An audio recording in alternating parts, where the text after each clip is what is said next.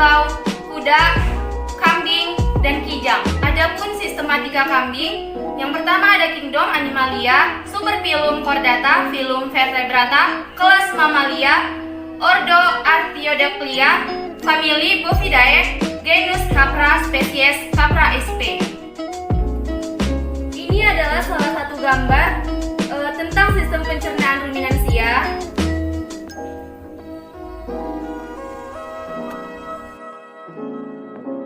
Selanjutnya saya akan menjelaskan mengenai sistem Trancus digestivus.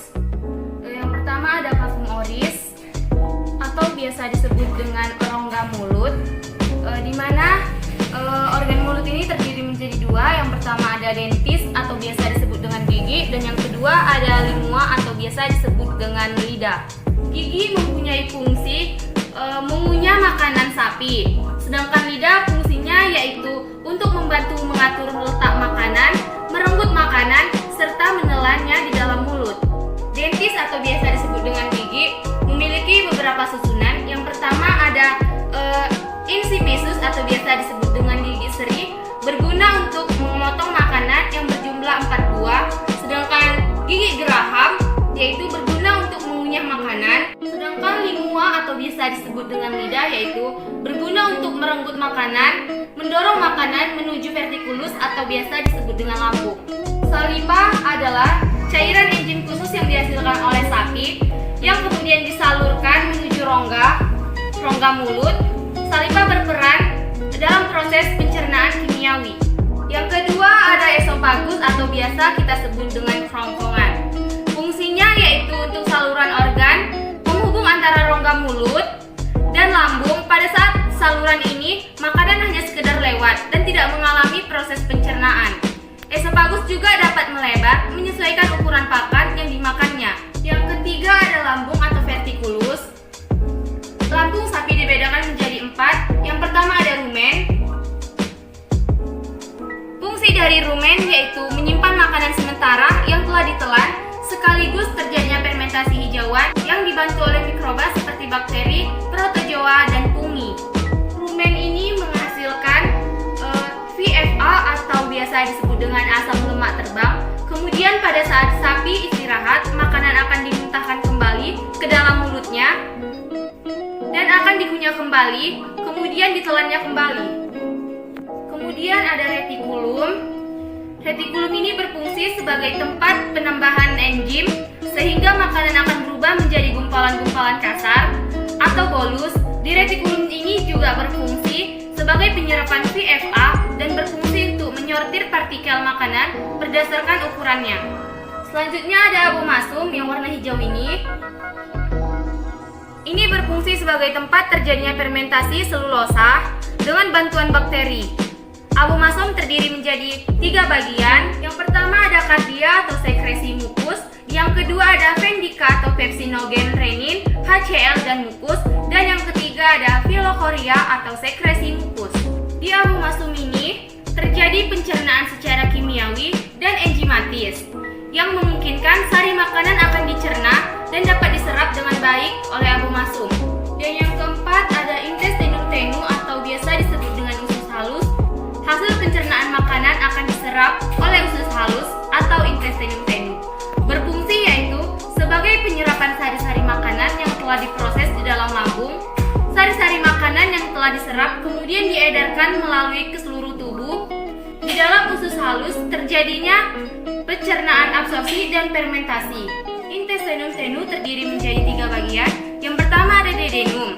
Bentuknya seperti huruf U, berfungsi untuk mencerna makanan secara kimiawi dengan bantuan enzim-enzim pencernaan yang berasal dari pankreas.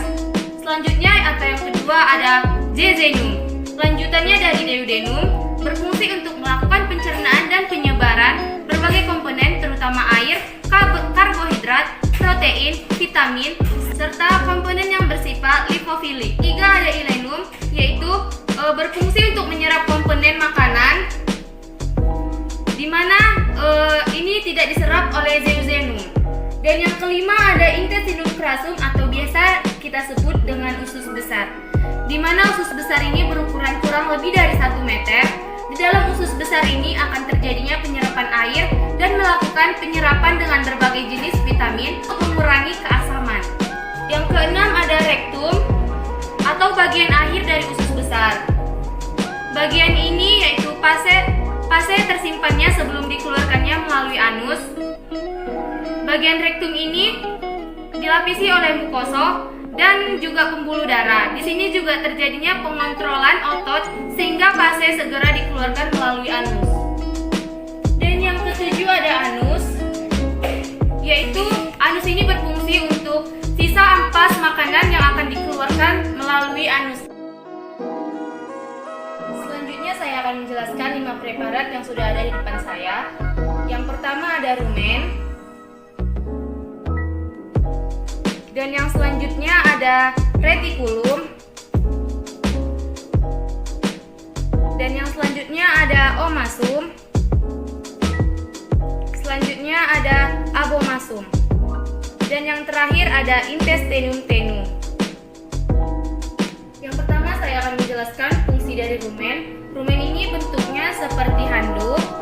Fungsinya yaitu sebagai tempat fermentasi oleh mikroba, tempat absorpsi VFA, dan tempat pencampuran makanan. Rumen sapi ini memiliki jenis bakteri yang berbeda. Dan yang kedua ada retikulum, bentuknya seperti sarang lebah. Fungsi dari retikulum ini adalah tempat terjadinya fermentasi pakan oleh mikroorganisme. Hasil dari fermentasi ini merupakan VFA, amonia, dan air, dan menyaring kotoran pada pakan. Fungsi dari retikulum ini juga terdapat menjadi endoplasma, yakni sebagai alat transportasi zat. Dan yang ketiga ada omasum, bentuknya seperti buku-buku. Fungsi dari omasum ini adalah untuk menyerap air, asam lemak tertentu, dan natrium. Makanan yang masuk melalui omasum secara bertahap, sehingga penyerapan sari makanan juga bertahap. Di omasum ini juga terjadi proses amonia. Dan yang keempat ada abomasum, atau biasa disebut dengan lambung sejati. Fungsinya yaitu sebagai lambung keempat yang memiliki struktur yang mirip dengan lambung hewan non-ruminansia. Pencernaan protein oleh enzim pepsinogen dari abomasum ini menuju ke intestinum tenue. Dan abomasum ini mengatur pencernaan secara enzimatis dan kimiawi. Dan yang kelima ada intestinum tenue atau usus halus. Fungsinya yaitu sebagai penyerapan monomer-monomer yang dihasilkan dari pemecahan pakan berupa karbohidrat, protein, lemak, vitamin, dan mineral. Dan pada saat distribusi, keseluruhan tubuh melalui aliran darah sebagai energi. Dan selanjutnya saya akan menjelaskan 10 mikroba pada rumen. Mikroba yang terdapat dalam rumen dibagi menjadi 4 jenis mikroorganisme, yaitu bakteri, protozoa, fungi, dan mikroorganisme lainnya seperti virus. Yang pertama ada bakteri selulotik. Bakteri selulotik ini menghasilkan enzim selulosa dari hidrolisis glukosa yang dapat menghidrolisiskan hemiselulosa. Keuntungan dari bakteri ini yaitu energi atau ATP yang dihasilkan cukup untuk digunakan oleh bakteri itu sendiri, sehingga tidak mengurangi pemakaian energi oleh ternak. Adapun contoh dari bakteri selulotik adalah Bacteroides succinogenes dan Clostridium acetobutylicum. Yang kedua ada bakteri hemiselulotik, merupakan struktur polisakarida yang penting dalam dinding sel tanaman. Meskipun demikian, ada beberapa mikroorganisme yang dapat menghidrolisiskan selulosa, antaranya Clostridium cellulophorans dan Bacteroides ruminicola.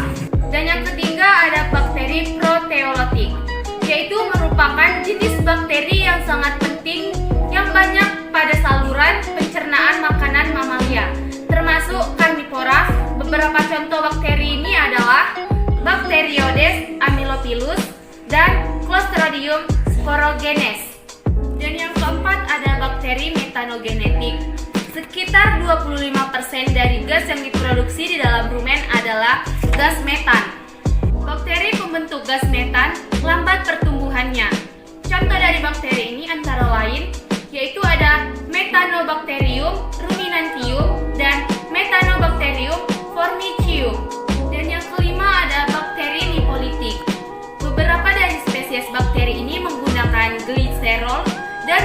gula. Sementara itu, beberapa spesies lainnya dapat menghidrolisis asam lemak tak jenuh dan sebagian lagi dapat menetralisis asam lemak rantai panjang menjadi keton. Contoh dari bakteri ini yaitu ada Anaerobifero, Livolica, dan Pseudomonas ruminantium var. Dan yang keenam ada bakteri pemakan asam atau acid utilizer bacteria. Beberapa jenis bakteri ini adalah menggunakan asam laktat, meskipun jenis bakteri ini umumnya tidak terdapat dalam jumlah yang berarti. Beberapa spesies bakteri pemakan asam laktat yang dapat dijumpai di dalam jumlah yang banyak setelah ternak mendapatkan tambahan jumlah makanan butiran dan pati. Contohnya adalah Peptostrophtocus bacterium dan Propionibacterium. Yang ketujuh ada bakteri pemakan gula atau sugar utilizer bacteria. Hampir semua bakteri pemakan polisakarida dapat memfermentasikan disakarida dan monosakarida, yang mana sebenarnya gula akan lebih efisien apabila dapat dicerna dan diserap langsung oleh usus halus.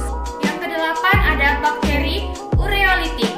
Beberapa jenis bakteri ureolitik ini menempel pada epitelium dan menghidrolisasi urea yang masuk ke dalam rumen melalui difusi dari pembuluh darah dan terdapat pada dinding rumen. Salah satu contohnya adalah Streptococcus sp. Dan yang kesembilan ada protozoa. Sebagian besar protozoa yang terdapat di dalam rumen adalah Ciliata. Ini merupakan non-fotogen dan aerobik mikroorganisme. Ciliata rumen dapat dibedakan menjadi 3 ordo, yaitu ordo Prostomatida, ordo Tristomatida, dan ordo Entodiniophorbida. Dan yang terakhir atau yang ke-10 ada pungi atau jamur. Pungi atau jamur ini fungsinya yaitu berperan penting dalam komunitas mikroba rumen yang memecah bahan makanan yang sulit dicerna di dalam mikroba rumen. Selain itu, pungi atau jamur sangat berperan dalam diakrasi di serat yang terkandung dalam pakan. Salah satu contoh pungi yaitu Phycomycotes aerob yang pada umumnya terdapat pada sapi dan domba yang diberi makanan berserat tinggi. Sekian penjelasan dari saya. Semoga dapat dimengerti dan mudah dipahami. Bila ada kesalahan, saya mohon maaf. Saya akhiri dengan salam. Wassalamualaikum warahmatullahi wabarakatuh.